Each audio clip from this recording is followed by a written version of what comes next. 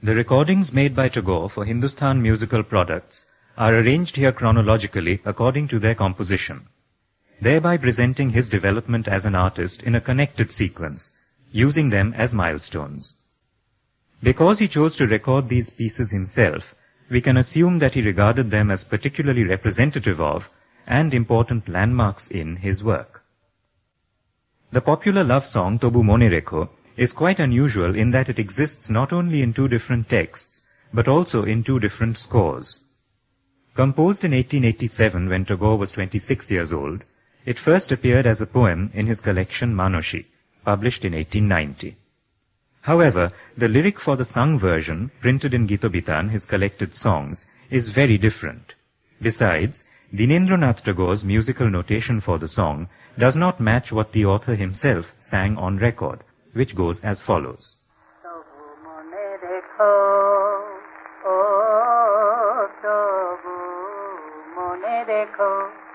যদি দূরে যাই চলে তবু মনে রেখো যদি পুরাতন প্রেম ঢাকা পড়ে যায় নব প্রেম জালে মনে রেখো ও তবু মনে রেখো যদি থাকি কাছাকাছি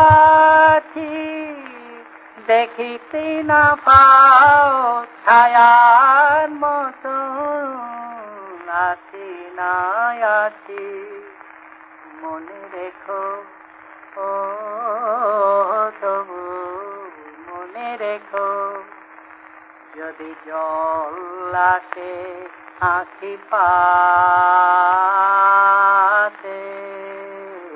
যদি জল আসে আঁখি পাতে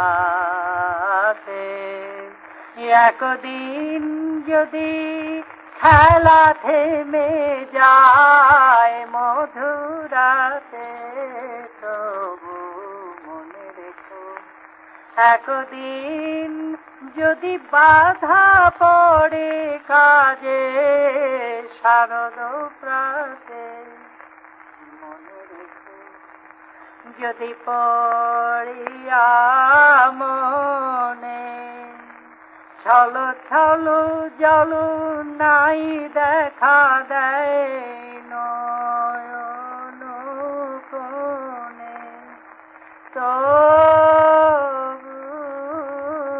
মনে রেখো তবু মনে রেখো যদি জল আসে আঁখি পাতে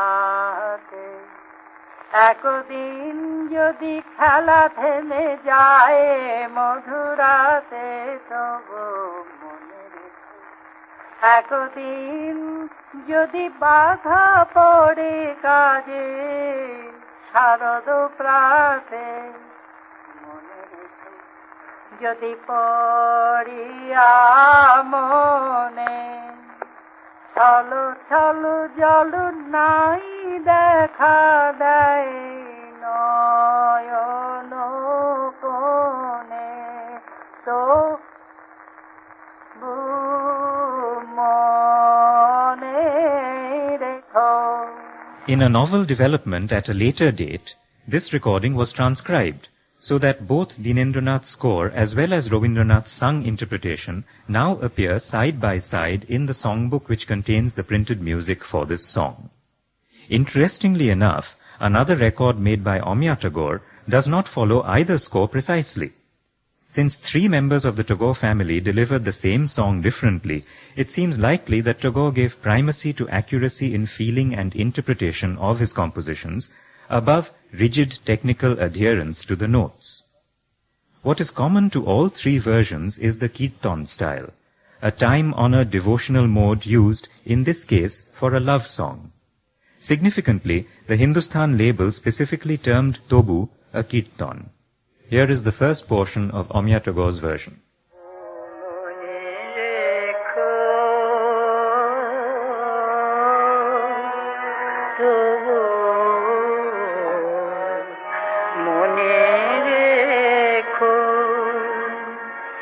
যদি দূরে যায় চলে তবু মনে রেখো যদি পুরাতন প্রেম ঢাকা পড়ে যায় নব প্রেম জলে তবু মনে রেখো যদি থাকে কাছাকাছি দেখিতে না পাও ছায়ার মতো আছে না আছে তবু মনে রেখো.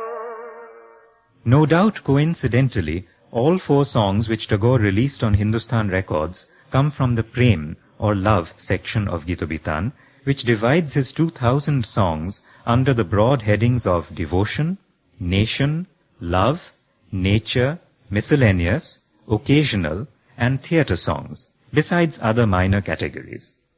Devotional songs number the most, over 600, while love constitutes nearly 400 and nature nearly 300. The next song, Amar Poran Loe, was printed in 1892 in the magazine Bharati when Tagore was 31 years old. It is set to the heavy, ornate raga Kannada in Madhyaman Tala.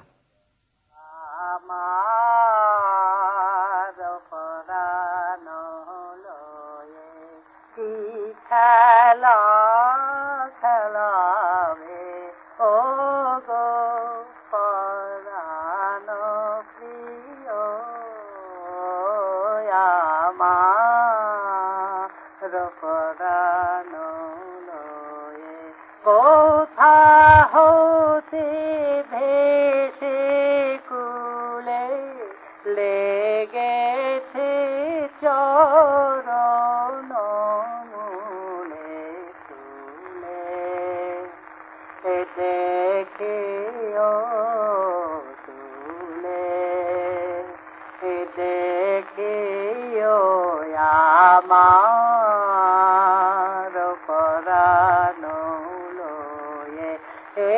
না হে গো তৃণ দল ভেসে আশা ফুল ফল এ যে ব্যথা ভরা মন এ যে ব্যথা ভরা মন রাখিও মনে রাখিও আমার পরাণ লয়ে কেন আসে কেন যায় কেহ না জানে কে আসি কাহার পাশে কিসের টানে রাখো যদি ভালোবেসে চির প্রাণ পাইবে সে ছেলে যদি যাও তবে বাঁচিবে কি আমার পরাণ লয়ে কি খেলা খেলাবে ও গো পরাণ প্রিয় ও আমার পরাণ.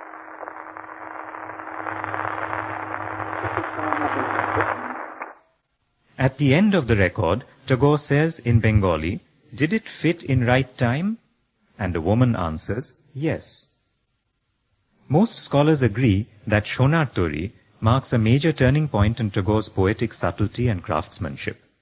Although he wrote it in spring 1892, apparently on a boat at Shilaidaho, located on the Tagore family's extensive zamindari in East Bengal, which he was looking after at that time, he commented 40 years later that the seed of the poem was actually planted on an earlier monsoon afternoon, when he saw boats laden with paddy struggling across the swollen river Podda, a sight he never forgot.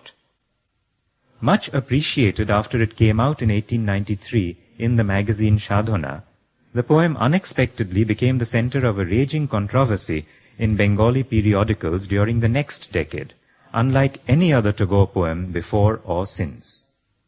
In 1906, the noted dramatist Dijendralal Roy observed in the leading monthly journal Probashi that Tagore's disciples rated Shonar Tori above his other poems and recited it at their gatherings without fail. Roy disagreed with them, called the poem obscure, and raised objections. How can a small field produce stacks of paddy? If water surrounds the field on all sides, it can only be a sandbank, where rice cannot possibly grow. Several years later, Tagore pointed out that he had indeed seen rice cultivated in this manner. Besides, Roy contended, quote, "When educated people extract different meanings for that trivial poem and argue among themselves, it proves that the poem truly has no meaning," unquote. He concluded, "Absolutely meaningless, it defeats itself." Heated opinions for and against Roy flew across the pages of the Bengali literary press. Tagore probably felt a need to explicate the poem. In a Bengali essay titled East and West, 1908, he seemed to allude to this subject, writing that Greece and Rome loaded their entire ripe harvest on, quote, "time's golden boat," unquote, but they did not themselves find a place to sit in it. He finally clarified the poem's meaning in a lecture at Shantiniketan in 1909. He said that men harvest crops throughout their lives, and when the time comes to leave, they want to load all that harvest on this world's boat. But when they ask permission to come on board themselves, the world says, "What will I do with you? I'll keep your life's harvest, but you're not worth keeping." It is futile for men to try to immortalize their egos. The ego is the tax that must be paid at death for having enjoyed this life, Tagore said. Surprisingly, Tagore deleted the crucial last 5 lines of the original on his record. Or maybe, unlike the previous song, his recitation did not fit the constraints of recording time. গগনে গরজে মেঘ ঘন বরষা কুলে একা বসে আছি নাহি ভরসা রাশি রাশি ভাড়া ভাড়া ধান কাটা হলো সারা ভরা নদী খুরো ধারা খর পরশা কাটিতে কাটিতে ধান এলো বরষা একখানি ছোট ক্ষেত আমি একেলা চারিদিকে বাঁকা জল করিছে খেলা পরপারে দেখি আঁকা তরু ছায়া মশি মাখা গ্রাম খানি মেঘে ঢাকা প্রভাত বেলা এপারেতে ছোট ক্ষেত আমি একেলা গান গেয়ে তরিবে কে আসে পারে দেখে যেন মনে হয় চিনি উহারে ভাড়া পালে চলে যায় কোনো দিকে নাহি যায় ঢেউগুলি নিরুপায় ভাঙে দুধারে দেখে যেন মনে হয় চিনি উহারে ওগো তুমি কোথা যাও কোন বিদেশে বারেক ভেড়াও তরি কুলেতে এসে যেও যেথা যেতে চাও যারে খুশি তারে দাও শুধু তুমি নিয়ে যাও ক্ষণিক হেসে আমার সোনার ধান কুলেতে এসে যত চাও তত লও তরণী পরে আরো আছে আর নাই দিয়েছি ভরে এতকাল নদী কূলে যাহা লয়েছিল ভুলে সকলে দিলাম তুলে থরে বিথরে এখন আমার এলাও করুণা করে ঠাই নাই ছোট সে তরি আমারই সোনার ধানে গিয়েছে ভরি. The poem Jhulon was written at Rampur Boalia in Rajshahi district of East Bengal, where Tagore occasionally travelled from Shilaidaho to visit his friend Loken Palit. It too belongs to the volume Shonar Tori, published in 1893. The title is untranslatable because though it literally means dangling or swaying, it also denotes a Hindu festival dedicated to Krishna, celebrated in the monsoon. Krishna and Radha are traditionally depicted as seated on a swing in pictorial representations. However, Tagore's dating of the poem corresponds to 27th March 1893, the month in which Holi normally falls. Holi, the spring festival of colors, is also associated with Krishna. Regardless of this matter, the fact remains that a rainstorm forms the backdrop to the poem. In Bengal, sudden thunderstorms called nor'westers commonly occur in the hot season of March, April and May, but, more importantly, the rains were Tagore's favorite climatic phenomenon, whether during the monsoons or due to a summer nor'wester. Pressed by a correspondent to explain the meaning, Tagore replied that a comfortable but lazy life has no point. Only when buffeted by vicissitudes does living become exciting. For the recording, Tagore appears to have himself edited out the 7th stanza and a couple of lines from the 9th stanza.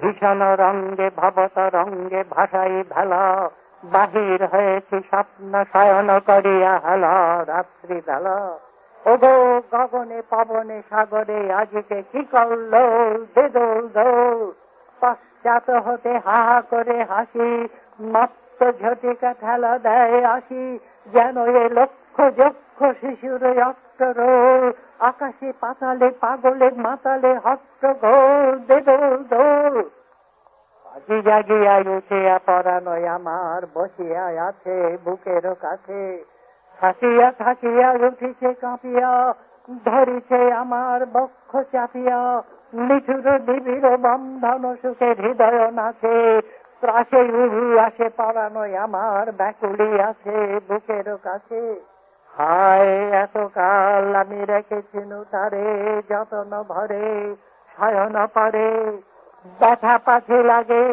দুঃখ পাছে জাগে নিশিদিন তাই বহু অনুরাগে বাসর শয়ন করেছি রচন কুসুম ধরে দুয়ার রুধিয়া রেখেছিনু তারে গোপন ঘরে যতন ভরে কত সোহাগ করেছি চুম্বন করি নয়ন পাতে স্নেহের সাথে শোনায়েছি তারে মাথা রাখি পাশে কত প্রিয় নাম মৃদু মধু ভাসে গুঞ্জর টান করিয়াছে গান জ্যোৎস্না রাতে যা কিছু মধুর দিয়েছেন তার দুখানি হাতে স্নেহের সাথে শেষে সুখের শয়নে শ্রান্ত পরানয় আলস রসে আবেশ বসে পরশ করিলে জাগে না সে আর কুসুমের হার লাগে গুরু ভার ঘুমে জাগরণে মিশে একাকার নিশি দিবসে বেদনা বিহীন অসার বিরাগ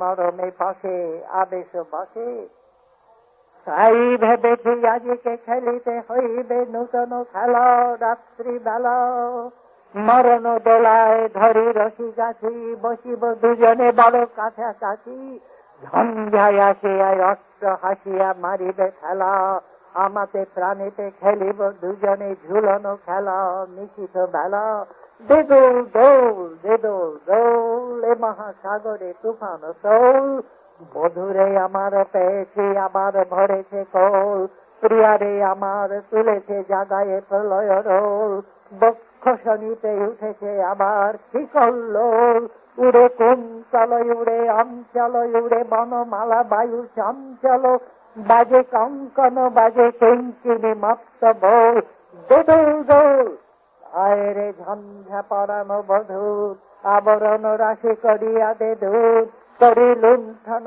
অবগুণ্ঠন বসন খোল দেদোল দোল প্রাণীতে আমাতে মুখোমুখি আজ চিরি লাভ দহে শাড়ি ভয় লাজ বক্ষে বক্ষে পরশিব দহে ভাবে বিভোল দেদোল দোল স্বপ্ন চুকিয়া বাহিরিছে আজ দুটো পাগল.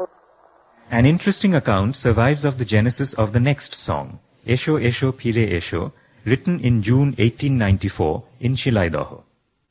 Nobin Chandra Sen, in his autobiography, narrates how Tagore came to his house at Ranaghat that year and, requested to sing, brought out from his pocket a paper containing this newly composed song and launched into an exceptionally moving rendition which made Sen feel, quote, beside oneself with emotion, unquote. Its first appearance in print later the same year in the magazine Shadhana is also unusual. Tagore incorporated it into the concluding section of his short story about Indo-British conflicts, Megh O Roudro, in which the hero hears the beginning of the song sung by a group of Vaishnav mendicants passing by and improvises the rest of the lines, humming to himself. Despite this history, and the fact that Tagore told Sen he had composed it in the Kirtan style, the song was placed in the love section of Gitobitan, a good example of the futility of classifying many Tagore songs.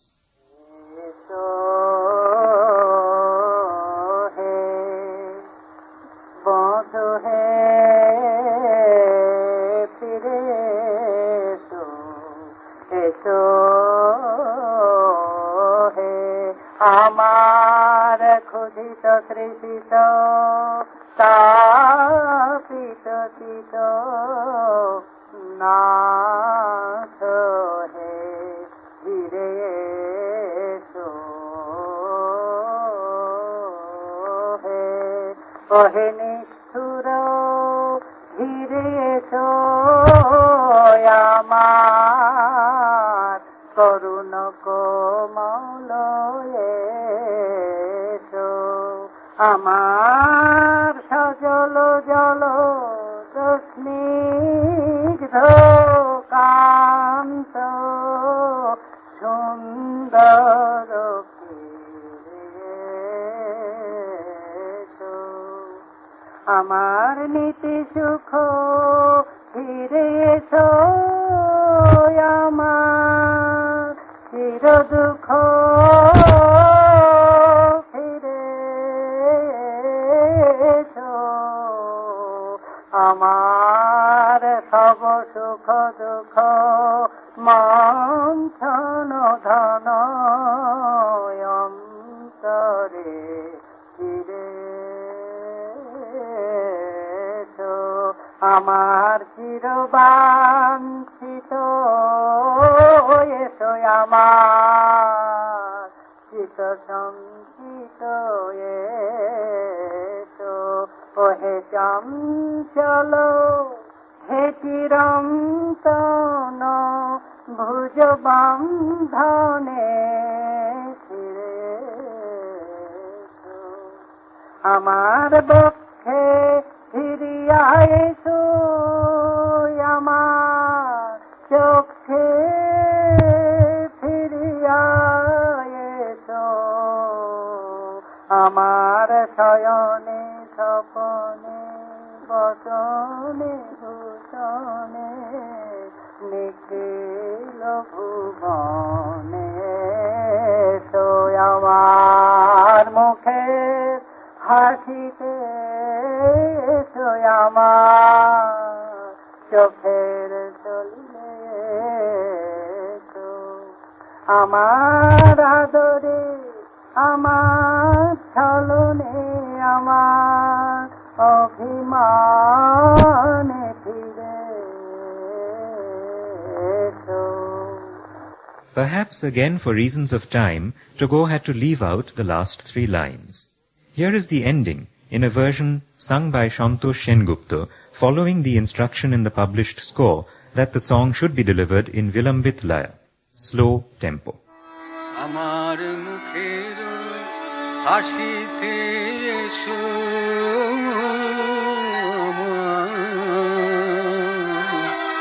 চোখের সলিলে